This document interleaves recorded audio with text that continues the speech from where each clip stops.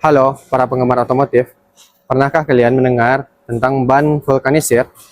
Atau mungkin sering melihatnya di jalanan?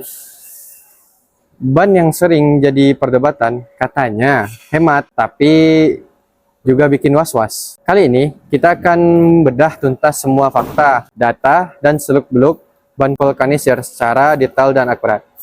Siapkan diri kalian karena informasi ini bisa mengubah pandanganmu tentang ban bekas. Mari kita mulai dari dasarnya ya. Apa sih sebenarnya ban vulkanisir itu? Ban vulkanisir atau sering disebut ban retreat adalah ban bekas yang bagian tapak atau treadnya sudah haus. Kemudian diperbarui atau diganti dengan lapisan karet baru melalui proses manufaktur khusus. Jadi, ini bukan sekedar ban bekas yang dipoles, melainkan hasil dari proses rekayasa untuk memperpanjang masa pakainya. Tujuannya jelas, memperpanjang usia pakai kerangka ban atau yang disebut dengan casing yang masih layak, mengurangi limbah, dan tentu saja menghemat biaya operasional. Bayangkan, satu kerangka ban yang bagus bisa divulkanisir berulang kali dari ban lama menjadi ban baru. Sekarang, mari kita telusuri bagaimana sebuah ban bekas bisa bertransformasi menjadi ban vulkanisir yang siap pakai. Proses ini membutuhkan presisi dan teknologi. Ini tahap paling krusial ya. Setiap ban yang masuk akan diinspeksi secara menyeluruh, bukan hanya visual, tapi seringkali menggunakan teknologi yang namanya tuh serografi atau non-destructive testing, atau yang disebut dengan NDT, untuk mendeteksi kerusakan internal yang tidak terlihat. Mereka mencari retakan, dilaminasi, atau kerusakan struktural pada kerangka ban yang disebut dengan casing. Hanya kerangka ban yang 100% sehat yang akan lolos ke tahap selanjutnya. Ban di mesin buffing. Tapak ban lama yang sudah haus akan dihilangkan dan permukaan kerangka ban diasarkan dengan mesin buffer presisi tinggi. Tujuannya agar permukaan ban siap menerima lapisan karet baru dengan daya rekat yang optimal. Profil kerangka ban juga dibentuk ulang sesuai ukuran yang diinginkan. Ada dua metode utama di sini, yaitu pre-karet yang disebut dengan vulkanisir dingin atau press dingin. Lapisan tapak karet baru yang sudah memiliki pola alur dan sudah dimasak sebelumnya ditempelkan pada kerangka ban yang sudah disiapkan. Proses perekatan akhir dilakukan dengan autoclave pada suhu yang rendah. Yang kedua, mold core atau yang disebut dengan vulkanisir panas atau press panas.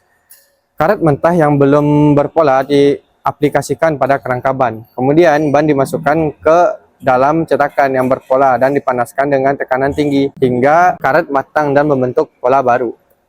Curing atau pematangan dan bisa juga pemasakan. Ini adalah tahapan vulkanisir dengan panas dan tekanan terkontrol.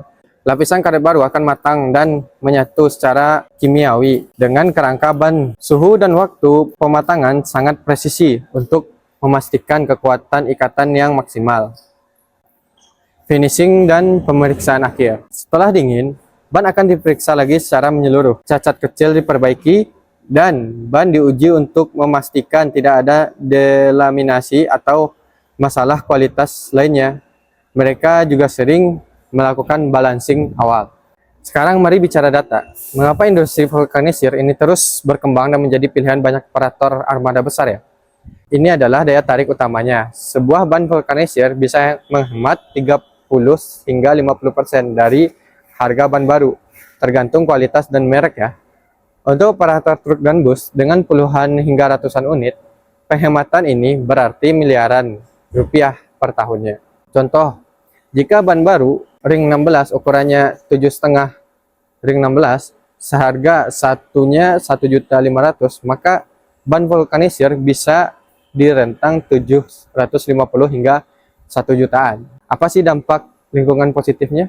Setiap ban yang divulkanisir berarti satu ban baru tidak perlu diproduksi dan satu ban bekas tidak menjadi limbah di TPA gitu.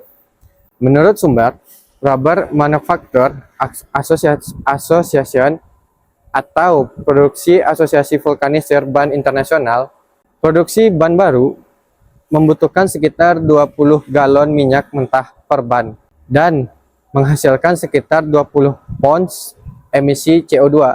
Sementara itu, proses proses vulkanisir hanya membutuhkan sekitar 7 galon minyak mentah. Artinya apa? Pengurangan emisi CO2 hingga 70% per ban. Di banyak negara maju, ban vulkanisir banyak digunakan oleh armada transportasi umum, seperti logistik, bahkan pesawat terbang untuk ban pendaratan utama. Ini membuktikan bahwa jika diproses dengan standar tinggi, ban vulkanisir itu aman dan handal.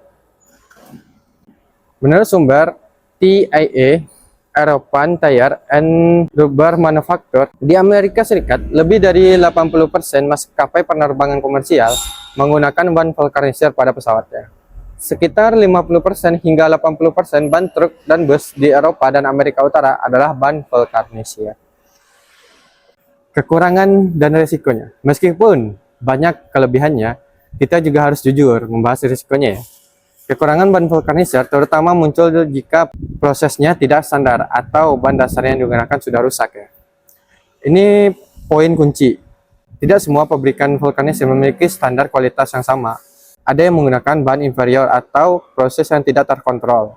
Hasilnya, resiko delaminasi atau lapisan tapak lepas, benjol, atau bahkan pecah ban meningkat signifikan. Menurut sumber publikasi teknis dari produsen ban besar seperti Bridgestone, Michelin, atau Goodyear, studi menunjukkan bahwa kegagalan ban vulkanisir sebagian besar lebih dari 80% disebabkan oleh kondisi kerangka ban dasar yang buruk atau kerusakan yang tidak terdeteksi sebelum proses vulkanisir. Bukan karena proses vulkanisirnya itu sendiri ya. Performa kurang optimal di kecepatan tinggi dan beban ekstrim. Ban vulkanisir, meski kuat, umumnya tidak dirancang untuk penggunaan kecepatan yang sangat tinggi terus-menerus atau membawa beban ya, jauh melebihi kapasitas standar. Panas yang dihasilkan pada kecepatan tinggi bisa menjadi pemicu kegagalan jika ikatan tidak sempurna. Berbeda dengan ban baru yang punya generasi pabrik jelas, dan ban vulkanisir seringkali lebih pendek atau bukan tidak bisa sama sekali. Jadi, bagaimana caranya agar kita bisa menikmati manfaat vulkanisir tanpa harus was-was? Ini dia panduannya. Jangan asal pilih, cari pabrikan vulkanisir yang sudah punya reputasi baik, sertifikasi standar industri jika ada di Indonesia seperti SNI untuk vulkanisir, dan gunakan teknologi modern. Mereka biasanya juga memberikan jaminan kualitas tertentu. Sebelum membeli, periksa sendiri kondisi ban secara visual. Pertama, kerangka ban atau casing. Pastikan tidak ada retakan di samping atau benjolan ataupun sobekan. Ini adalah pondasi ban ya. Yang kedua, tapak atau tread baru. Periksa kerapian tapak yang baru. Pastikan pola alur jelas, tidak ada gelombang udara, retakan kecil, atau area yang terlihat tidak merekat sempurna. Perekatan. Perhatikan transisi antara tapak baru dan dinding samping ban lama. Harus mulus dan kuat. Jika kemungkinan, tanyakan dari mana kerangka ban dasar berasal. Ban dari merek premium cenderung memiliki kerangka yang lebih kuat dan tahan untuk vulkanisir. Oke, ini dia mitos dan fakta seputar ban vulkanisir. Mari kita luruskan beberapa kesalahpahaman yang sering beredar di masyarakat. Ban vulkanisir itu gampang meledak di jalan. Mitos apa fakta ya? Mitos. Faktanya, sebagian besar insiden ban pecah di jalan, baik ban baru maupun vulkanisir, disebabkan oleh tekanan angin yang tidak tepat, kurang atau lebih, beban berlebih, kerusakan akibat benturan, atau kurangnya perawatan. Jika ban vulkanisir dibuat dengan standar dan digunakan sesuai aturan, resikonya tidak lebih tinggi dari ban baru yang tidak dirawat. Oke, ban vulkanisir itu cuma buat truk dan bus, nggak bisa buat mobil penumpang. Mitos apa fakta ya? Mitos. Faktanya, memang lebih umum pada truk dan bus karena efisiensi biayanya sangat terasa. Namun, ada juga ban vulkanisir untuk mobil penumpang. Meskipun penggunaannya tidak sepopuler ban baru, karena preferensi keamanan dan kenyamanan di kecepatan tinggi, penting untuk memahami standar dan batasan keamanannya. Oke, nah itu dia bedah tuntas kita tentang ban vulkanizer. Semoga informasi detail dan data akurat ini bisa membuka wawasan kalian dan membantu dalam pengambil keputusan.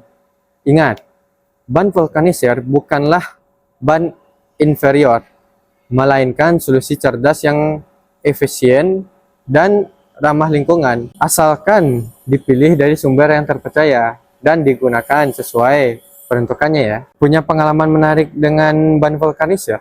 Atau ada pertanyaan lebih lanjut yang ingin kalian diskusi? Jangan ragu, tinggalkan komentar kalian di bawah ya. Jika video ini bermanfaat, tolong bantu kami dengan menekan tombol like, share ke teman-teman, dan jangan lupa subscribe ke channel ini ya untuk konten otomotif informasi lainnya. Sampai jumpa di video berikutnya.